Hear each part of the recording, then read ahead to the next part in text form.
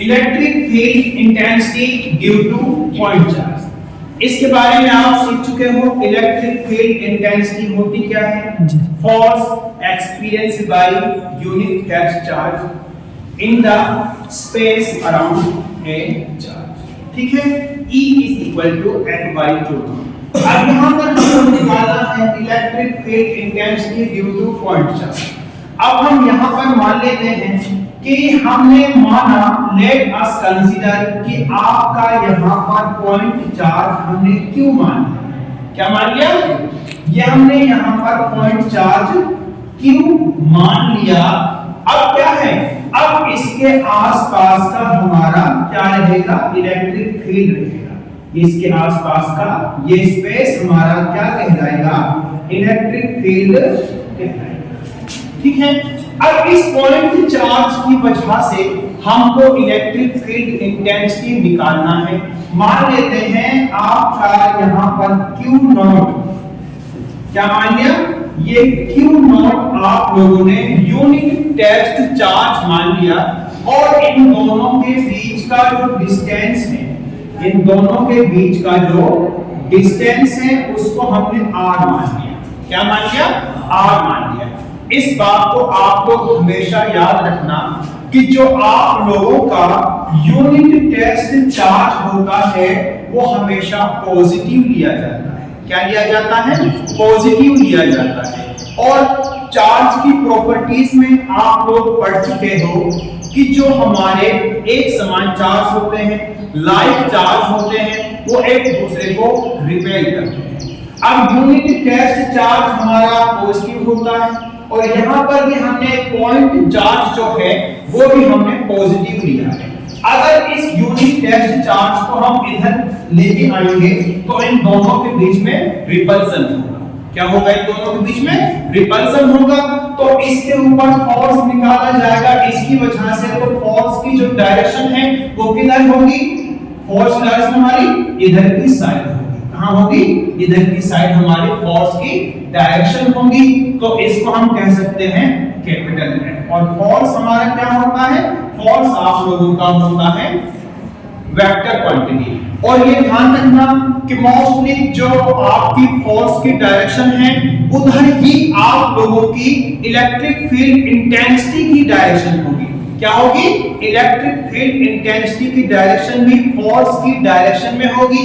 आप लोगों से पूछा जाए या एक नंबर में आप लोगों को दे दिया गया कि इसमें फोर्स की डायरेक्शन इधर है, इलेक्ट्रिक फील्ड इंटेंसिटी की डायरेक्शन किधर होगी, तो आप लोग ये बताओगे जिस साइड फोर्स की डायरेक्शन है उधर ही उसी डायरेक्शन में इलेक्ट्रिक फील्ड इंटेंसिटी होगा, या इलेक्ट्रिक फील्ड इंटेंसिटी की वो ही डायरेक्शन होगी।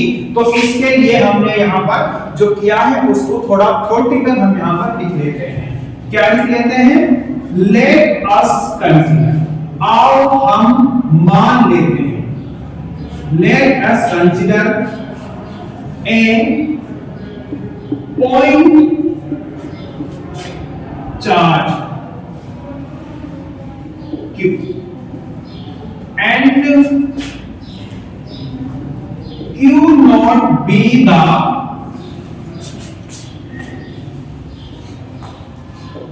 unit test charge and R be the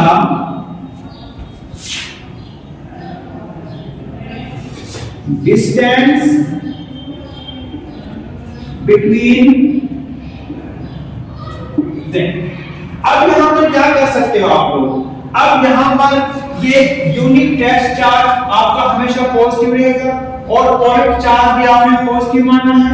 force of repulsion experience करेगा, तो फोर्स ऑफ रिपल्सन एक्सपीरियंस करेगा, और इलेक्ट्रिक फील्ड इंटेंसिटी आपको निकालना है। ठीक है, तो यहां पर हम क्या कर सकते हैं? As we know, जैसा कि हम जानते हैं electric field intensity is equal to force experienced by unit test charge, और इसको हमने इक्वेशन नंबर फर्स्ट मान लिया। क्या मान लिया? इक्वेशन नंबर फर्स्ट मान लिया। अब यहां से हमें क्या पता लगा? अब यहां से हमें पता लगा कि इलेक्ट्रिक फील्ड इंटेंसिटी निकालने से पहले हमको फोर्स के बारे में पता होना जरूरी है। फोर्स के बारे में पता होना जरूरी है। तो इस फोर्स निकालेंगे, और फोर्स निकालने के लिए आपको किस फॉर्मूला इस्तेमाल करना है? Coulomb's law. किसका इस्तेमाल करोगे? कूलॉम्स लॉ का इस्तेमाल करोगे। तो क्या करोगे यहां पर? According to Coulomb's law, according to Coulomb's law. Coulomb's law force क्या होता है? 1/4 पाई एप्सिलॉन नॉट। और यहां पर चार्ज कौन कौन से हैं? Q है और Q नॉट है, दोनों चार्ज है।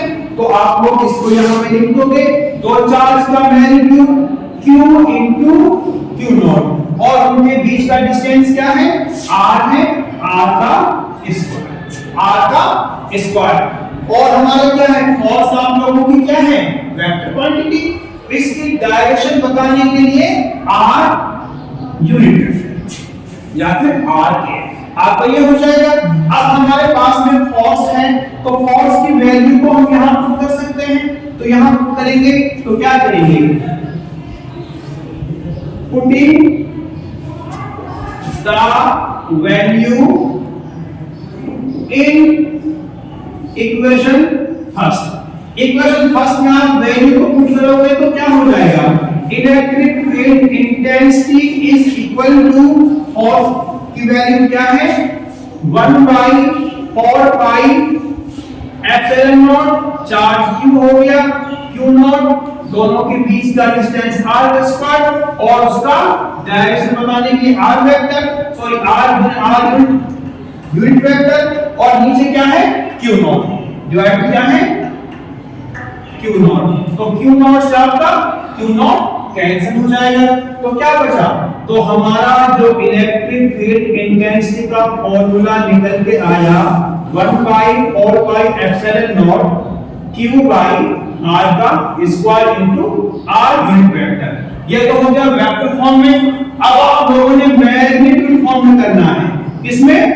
इन मैग्नीट्यूड फॉर्म में सिंपल इलेक्ट्रिक फील्ड इंटेंसिटी का फॉर्मूला हो जाएगा capital E is equal to 1/4 pi epsilon naught Q by R का स्क्वायर।